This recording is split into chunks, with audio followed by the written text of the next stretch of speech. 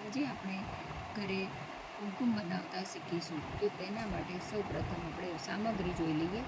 હળદર લીધી છે 1 ચમચી, બેકિંગ સોડા લીધા છે, લીંબુ લીધું છે અને ચૂનું. તો સૌપ્રથમ આપણે આ હળદર નાખીશું. આ હળદર લઈ લીધી છે. પછી આમાં બેકિંગ સોડા તે એડ કરીશું હળદરની અંદર. અને પછી આપણે આ રીતે લીંબુ.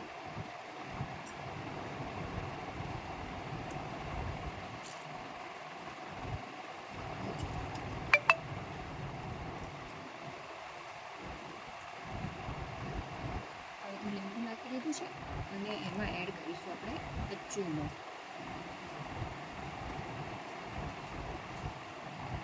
હવે આપણે એને હાથથી આ રીતે હલાવી દઈશું.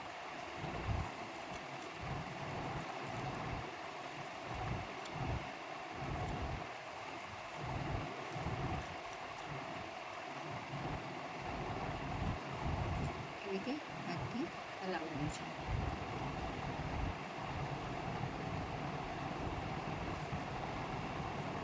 આમાં તમે ઘી નાખી શકાય છે અને કોપરેલ તેલ પણ તમે આમાં એડ કરી શકો છો.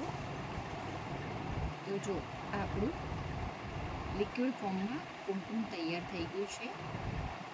આપ જોઈ શકો છો આ લિક્વિડ ફોર્મમાં.